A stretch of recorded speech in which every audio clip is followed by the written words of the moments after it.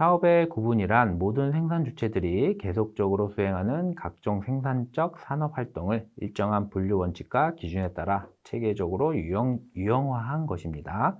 간단히 말해서 여러분들 흔히 알다시피 제조업, 도매업, 소매업, 임대업, 건설업 뭐 이런 거 있죠. 이런 식으로 업종을 구분해 놓은 걸 말해요. 그렇다면 왜 사업을 구분해야 하냐? 어차피 부가가치세는 10% 단일세율인데 사업을 구분할 필요가 있느냐라고 생각하실 수 있는데요. 세금 계산서 발급 의무 면제, 의제 매입세 공제율, 영세율 적용 범위, 그리고 간이가세 적용 배제, 간이가세자 부가가율 적용 등 업종에 따라 다 틀리죠. 이게 다 다르기 때문에 사업의 구분은 반드시 필요합니다. 재화의 무상 공급은 과세 대상이 됩니다. 하지만 용역의 무상 공급은 과세 대상이 되지 않아요. 법에서 규정을 하고 있습니다. 용역의 무상 공급은 과세하지 않는다. 다만 특수관계인에게 사업용 부동산을 무상으로 임대해주는 임대용역은 예외적으로 과세 대상으로 하고 있지만 원칙적으로 용역의 무상 공급은 과세 대상이 아닙니다. 따라서 재화를 공급하는 사업인지 용역을 공급하는 사업인지에 따라 부가세 과세 대상 여부가 달라질 수 있다는 거죠. 그래서 사업을 구분할 필요가 있다라고 이해를 하시면 될 것 같아요. 사업의 구분은 통계청장이 고시하는 해당 과세기간 개시일 현재의 한국표준산업분류에 의합니다. 이걸 원칙으로 해요. 다만 용역을 공급하는 사업은 사업의 구분은 부가가치세법 시행령 제3조 1항에 규정하는 사업으로 구분을 하고 설령 한국표준산업분류에는 없지만 이와 유사한 산업은 시행령 제3조 1항에 규정된 사업에 포함되는 것으로 봅니다. 즉 새로운 사업, 신종사업이 생기더라도 시행령에서 규정한 사업에 포함되는 것으로 봐서 모두 과세하겠다는 거죠. 그래서 부가가치세법 시행령 제3조 1항에서 규정하는 사업은 건설업, 숙박 및 음식점업, 운수 및 창고업, 정보통신업, 금융 및 보험업, 부동산업, 사업지원 및 임대서비스업 등 1호부터 14호까지 쭉 열거를 하고 있습니다. 사업의 종류 중에 한번 제조업에 대해서 한번 알아보겠습니다. 제조업에 대해서 한번 구체적으로 볼게요. 제조업은 원재료에 물리적, 화학적 작용을 가하여 성질이 다른 제품으로 전환시키는 산업활동을 말합니다. 단순히 상품을 선별, 정리, 분할, 포장, 재포장 등 본질적 성질이 변화시키는 활동은 제조업으로 보지 않습니다. 제조업의 구체적 한번 해당 사례를 한번 볼게요. 인적, 물적 설비를 갖춘 장소, 공장 같은 제조 시설이 있어야 된다는 거죠. 계속적으로 제조 가공하는 경우 제조업에 해당이 됩니다. 도정업, 제분업도 포함이 되고요. 그리고 일시적으로 다른 사업자에게 위탁하여 제종 가공하거나 일부 공정만을 다른 사업자에게 위탁하여 제품을 완성하는 경우, 이 경우에도 역시 제조업에 해당이 됩니다. 그러나 기본적으로 본인 제조 시설은 갖추고 있어야겠죠.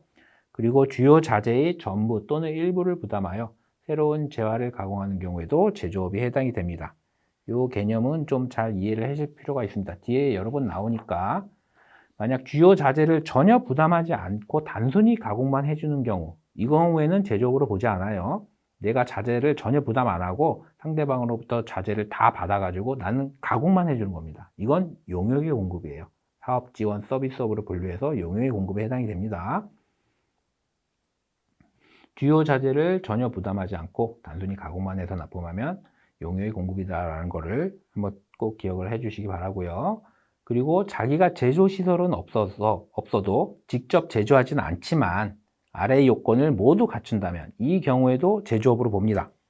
첫 번째, 자기가 직접 기획을 하고 자기 소유의 원재료를 가지고 자기 명의로 자기 고유 상표를 부착해서 자기 책임하에 홍보까지 판매까지 다 한다면 그때는 직접 자기가 제조하지 않더라도 제조업에 해당이 됩니다. 이건 별도로 이렇게 규정을 하고 있습니다. 다음으로 사업 구분의 중요한 예외 규정을 한 가지 보겠습니다. 건설업 및 부동산업은 한국표준산업분류에 의하면 용역의 공급에 해당이 돼요. 용역의 공급. 하지만 부동산 매매업, 건설업 및 부동산업 중에 부동산 매매업만큼은 이건 용역의 공급이 아니라 재화의 공급으로 봅니다. 별도로 부가가치세법에서 시행령에서 규정을 하고 있어요. 그러면 어떤 것을 부동산 매매업으로 보는지 그 구체적인 범위를 한번 볼게요. 첫째, 부동산 매매 또는 중개를 사업 목적으로 나타내어 부동산을 판매하는 경우, 그리고 둘째로 사업상 목적으로 1과세 기간 중에 1회 이상 취득하고 2회 이상 판매하는 경우에는 부동산 매매업에 해당되어 이때는 용의의 공급이 아닌 재화의 공급으로 본다라는 겁니다. 첫 번째, 목적을 나타내는 경우에는 사업자 등록증이나 정관 등을 통해 사업 목적으로 나타내거나 아니면 광고, 홍보 등을 통해 분양 목적이 대외적으로 표출된 경우로서 그 거래 횟수와는 관계없이 부동산 매매업에 해당이 됩니다. 사업자 본인이 부동산 매매업이라고 인정하거나 객관적인 증빙에 의해 확인된 사실이니까 그렇게 다툼의 여지는 많지 않겠죠. 주택 신축 판매업도 부동산 매매업에 해당이 되고요. 신축해서 팔려고 했는데 분양 목적으로 신축했는데 분양이 안 돼서 일시적으로 임대한 후에 양도한 경우에도 부동산 매매업에 해당이 됩니다. 그리고 두 번째로 1과세 기간 중에 1회 이상 취득하고 2회 이상 판매할 때, 여기 시행 규칙에서 규정하고 있는 내용이거든요. 그래서 부동산 매매업으로 본다는 규정에 대해서는 이건 다툼의 여지가 많이 있습니다. 대법원에서는 이 횟수 기준은 단지 예시적 훈시 규정에 불과하다, 이렇게 판결을 하고 있어요.